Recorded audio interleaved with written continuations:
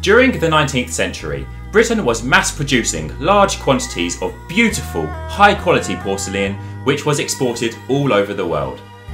One of the most famous mass-produced designs from the period was the blue willow pattern, which was designed by Thomas Minton in the 1790s. Perhaps what is most striking about this design, considering it was made in England, is that the blue willow pattern depicts an Asian landscape. How is it that Thomas Minton, an English artist who had never been to Asia, managed to create such a vivid depiction of an Asian landscape? The secret is that his design, the blue willow pattern, was a copy of an earlier Chinese import.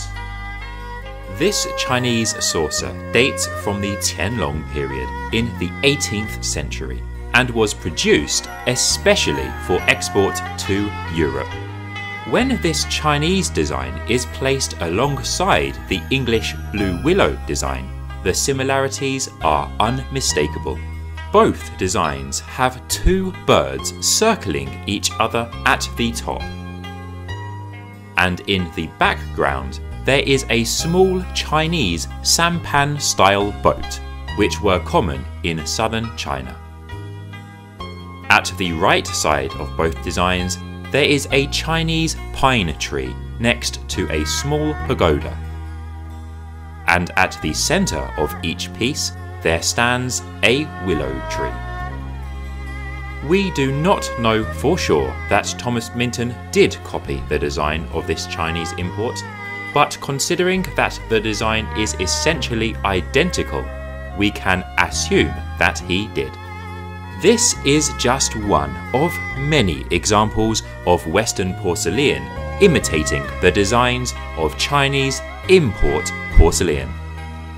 Using this selection of British, Dutch and Chinese antique porcelain, I'm going to tell the story of the history of porcelain, from its origins in China, its introduction into Europe, the trade between China and Europe of porcelain, and how European manufacturers began mass producing mock Chinese porcelain, which they even began exporting into the Asian market.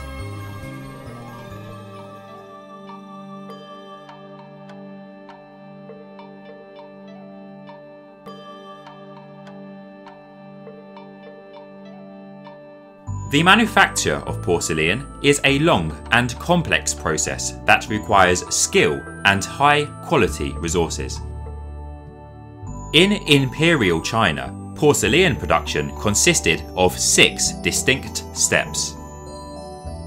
The first stage was the mining of the required ingredients, which were clay, flint, and silica.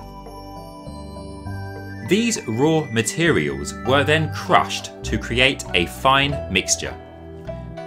This crushing was achieved by a variety of man-held tools, hammer mills, and also the stomping of the hooves of an ox.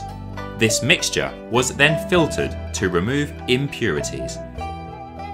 Next, the mixture was formed into the shape of the final product by the hands of the artisans. The fourth step was to bisque fire the formed mixture at 1000 degrees centigrade, so that any remaining volatile impurities would be vaporized, and so that the mixture would not shrink when fired the second time in the kiln. After this, the glaze, a transparent layer made primarily of silica, was added on the surface of the ceramic. Once the glaze had been applied, the mixture was then fired in a kiln at temperatures of 1400 centigrade for 8 hours. The porcelain was then left to cool for 12 hours, after which the porcelain manufacture was complete. Because the technology that produced porcelain was developed over the course of hundreds of years, the precise date of its invention is disputed. Primitive forms of porcelain had existed in China as far back as the Han Dynasty, 2,000 years ago. But what would be considered by today's standards as true porcelain was actually developed in China during the Song dynasty in the 10th century. Song dynasty porcelain is distinctive for its soft green-grey colour and the light cracks that are visible on the surface. These cracks were a stylistic technique which occurred when the glaze cooled faster than the porcelain base. The style of Chinese porcelain evolved over the dynasties. During the Ming dynasty, it was blue and white porcelain that was the most popular.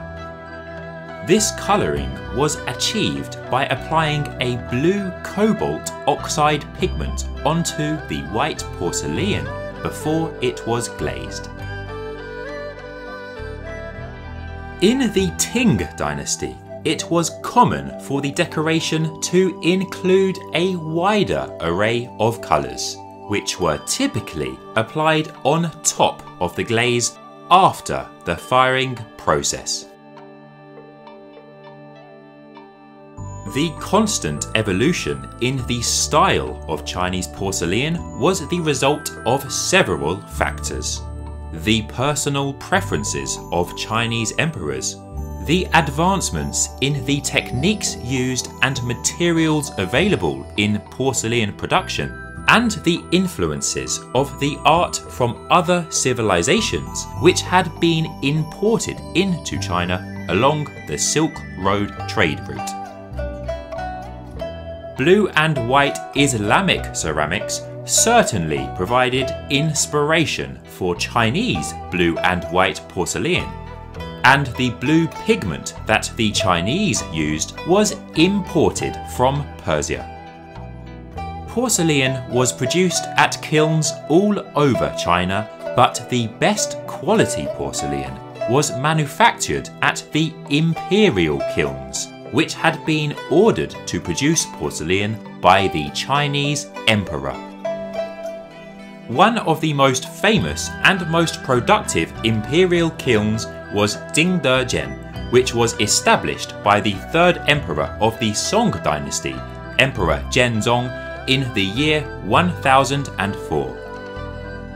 This location was chosen because of the high quality clay deposits which were available from the nearby mountain. The English name for this high quality clay, kaolin, was derived from the Chinese name for this clay, gaoling. Over the following centuries, the name Jingdezhen became synonymous with exceptionally high quality porcelain, a reputation that the city retains till this day. Chinese porcelain was admired throughout Asia and had been transported by ship to Japan, Korea, and Southeast Asia since the Tang dynasty in the 7th century. The first Europeans to have contact with Chinese porcelain were the Portuguese, who began trading in Asia in the 16th century. In the year 1557, the Chinese Ming dynasty gave permission for the Portuguese to establish a small settlement on the Macau Peninsula in the south of China. From their trading hub in Macau, the Portuguese purchased large quantities of porcelain from the Chinese and exported them to the rest of Asia for a profit. Yet porcelain was an unknown substance in 16th century Europe, meaning that there was no market for porcelain. Therefore, Portuguese ships travelling to Europe were transporting Oriental spices. The first large batch of porcelain which made its way to Europe was actually loot, which had been gained through combat.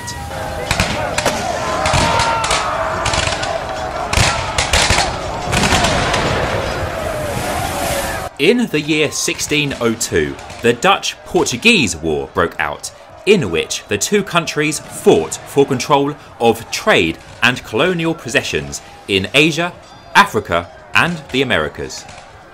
In the first year of the war, in 1602, Dutch battleships attacked and captured a Portuguese merchant vessel which was laden with porcelain.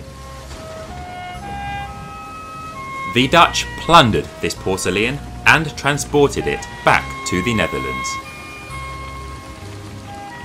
Back in Amsterdam, an auction was organised to sell these mysterious Oriental ceramics, which was attended by representatives of King James I of England and King Henry IV of France.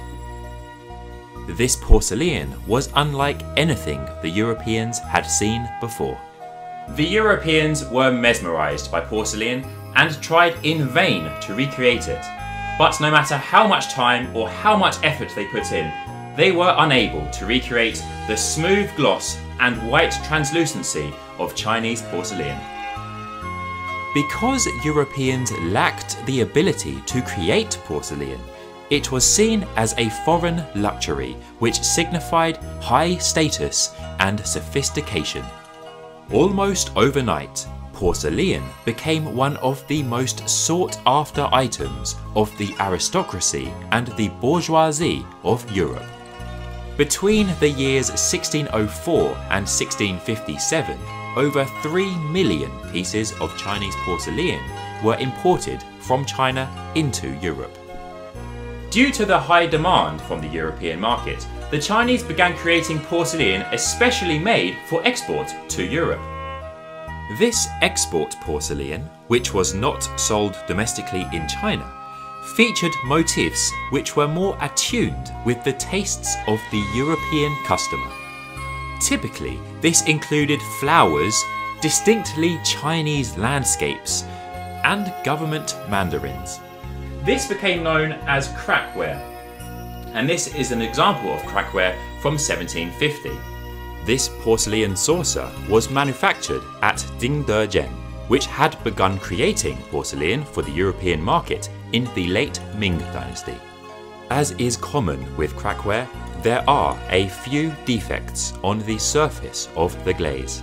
Such flaws would have been overlooked on export crackware, but on porcelain made for the domestic Chinese market, such faults would have been unacceptable, and the porcelain would have been promptly destroyed. This particular piece was salvaged from the wreck of the Dutch East India Company ship the Geldermalsen, which sunk in the South China Sea in 1752. The Dutch East India Company had dominated trade between Asia and Europe in the 17th and early 18th centuries. This trade preeminence was possible because of the strong Dutch navy, good relations with Asian governments, and trade outposts in Asia. One of these trading settlements was Dutch Formosa, which consists of present-day Western Taiwan. From their base on Formosa, the Dutch were able to cross the straits and purchase porcelain directly from the production centres on the east coast of China. Dutch relations with the Ming dynasty deteriorated in the 1660s, and they were forced out of Formosa in 1662.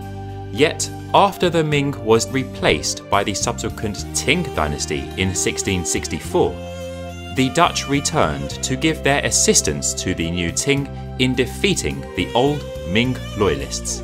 This earned the Dutch the trust of the new Qing dynasty, trust that resulted in preferential trade. The story of this porcelain bowl gives us a great insight into the level of the cooperation between the Dutch and the Chinese in the 17th and 18th centuries. In the 1710s, the base of this porcelain piece was made in China. A blue cobalt pigment was applied to the white porcelain, and then it was glazed and fired in the kiln. This base was then transported to the Netherlands, where it was given its multicoloured overpaint layer. Through this Chinese-Dutch cooperation, Chinese porcelain of the highest quality was given decoration by European artists. Accordingly, this Chinese porcelain carries distinctly European decoration. Yet, despite the availability of European painted porcelain, pieces with Oriental designs were still the most popular in Europe. Before it was possible to produce porcelain in Europe, the Dutch were already making tin glazed earthenware with designs which were inspired by Chinese import porcelain. The manufacture of this glazed earthenware was centred in the Dutch town of Delft, and in the 17th century they began creating magnificent pieces such as this. Dutch mock porcelain first gained popularity in the 1660s, when the supply of authentic porcelain from China had been interrupted during the collapse of the Ming dynasty. Yet it remained popular in Europe even after trade with China was restored, as it was not only much cheaper than the imported authentic porcelain, but it also looked almost indistinguishable from the real thing. The style of this dish, with multiple panels radiating around a central image, was an imitation of one of the most popular Chinese styles of the period. Over time, the word crackware, which had originally referred to all types of imported Chinese porcelain, began to refer only to this particular style of Chinese porcelain. Beginning in the 1680s, Dutch pottery began to be marked by an insignia that identified both the factory where it was produced and the rough date of its production. The marking on the bottom of this piece tells us that it was made in a factory called De Porcelain Fries, which roughly translates in English to the porcelain bottle. This particular marking indicates that it was made around the year 1890. Dutch pottery markings contrast with those found on the base of Chinese porcelain, which typically only recorded the name of the emperor under whose reign the porcelain was produced. Throughout the 17th century, the Dutch had dominated both the importation of authentic porcelain from China and the production of imitation Chinese porcelain in Europe. But in the early 18th century, two new developments brought about the end of Dutch preeminence in these two areas. The first was the discovery in 1708 of how to make porcelain in Europe by the German alchemist Johann Friedrich Bottger. Bottger relied on the deposits of kaolin clay which were found in Saxony, the same high-quality clay which was used in Jingdezhen, China. 2 years later, in 1710, the Elector of Saxony, Augustus the Strong, opened the Royal Porcelain Factory in Meissen, near present-day Dresden, in Germany. The Meissen factory was the first production centre of porcelain in Europe, and in accordance with the tastes of the European consumer of the period, its porcelain was also decorated with Chinese-inspired designs. The emergence of real porcelain in Europe made the Dutch mock porcelain less attractive to the European consumer.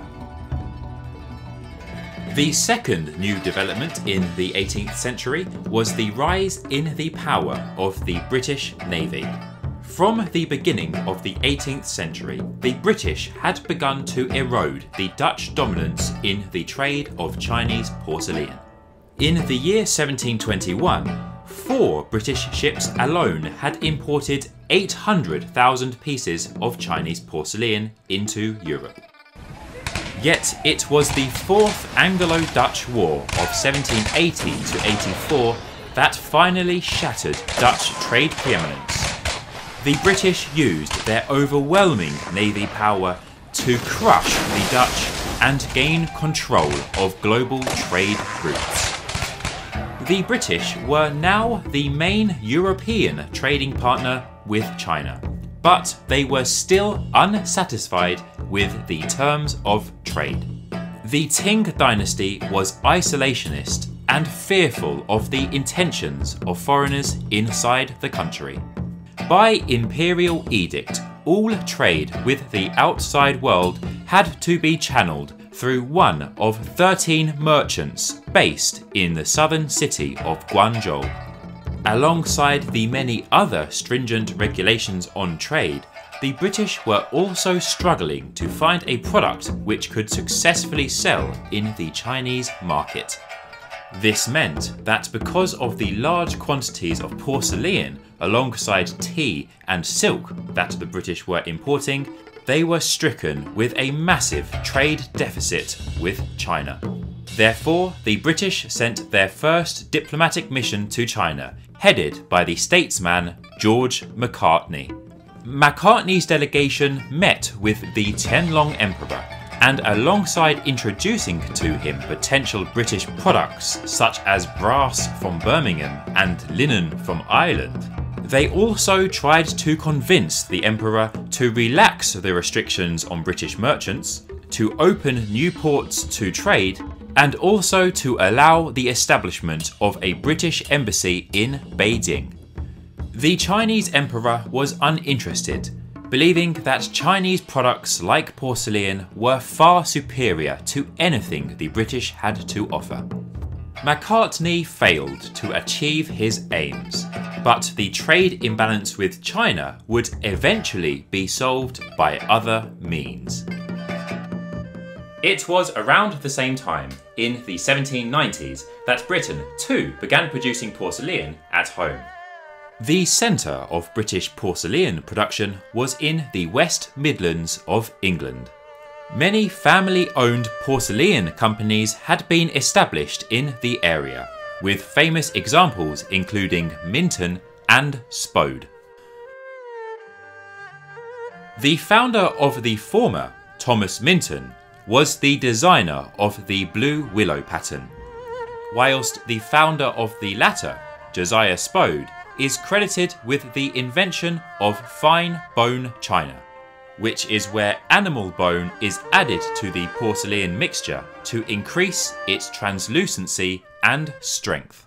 The other ingredients required for the porcelain mixture were sourced from across Britain. The clay was excavated from Cornwall. The flint originated in Kent. And the coal was mined in Yorkshire. Aided by Britain's strong global trading network, the West Midlands of England quickly became one of the world centres for the production of porcelain. Early examples of British porcelain are clearly made by hand. This Spode cup and saucer, which dates from the 1810s, has a handle that has the hallmarks of one which was put together by hand. The colourful flowers on the surface of the porcelain were also painted by hand. Just like Dutch Delft porcelain, the markings on the base of the British porcelain can reveal to us the company that produced the piece, and also through the style of the mark we can ascertain the approximate date of production. Again, this vase, which dates from the same period in the early 19th century, also carries a company mark on its base, although information about this particular company is almost non-existent today, presumably because it was made by a relatively small British company, which did not produce many pieces of porcelain. The decoration on this British vase looks very similar to Chinese blue and white porcelain, showing us that these Asian-style designs were still popular in 19th century Britain. These unique pieces of porcelain are beautiful, but they are not what makes British porcelain from the period stand out. What makes British porcelain from the 19th century so special is that it was the first type of porcelain which could be called transferware. Transferware is essentially mass-produced porcelain. The design is engraved into a copper or steel plate so that it can be printed onto multiple pieces of porcelain. This method does not only mean that the design can be applied faster, but it also ensures that the design will be consistent across every single piece. Thus, by using this new technology, British porcelain manufacturers were able to mass produce large quantities of Chinese-looking porcelain at a very low price. This British mock Chinese transferware began to be sold worldwide, and by the mid-19th century, many British manufacturers were producing Chinese-looking products, especially made for export into the Asian market. One such example was this rice plate, which was manufactured by John and Matthew P. Bell and Company in the 1890s. This plate was produced for sale in the Malaysian market, and the design carried the name Canton, another name for the city of Guangzhou, the southern Chinese city where the majority of Chinese porcelain was sold from. Between the years 1887 and 1892, the same company had produced 25 new patterns which were designed specifically to appeal to the local populations of Asia. The British trade deficit with China was eventually resolved when they discovered a product which was popular within the Chinese market: opium. The British sale of opium in China, which was technically outlawed by the Qing dynasty, eventually led to the outbreak of the First Anglo-Chinese War, also known as the First Opium War, in 1839. The Chinese were defeated in the war and became subservient to British demands. The Chinese economy entered into a downward spiral, and they entered into their century of humiliation. Lagging behind their industrialized competitors in Europe, the Chinese were no longer the world's most advanced porcelain manufacturer. Over time, designs that had originated in the imported Chinese porcelain were adopted by European manufacturers as their own. And now that low-cost, high-quality, Chinese-looking porcelain was being manufactured in Europe, it was more accessible to the average European.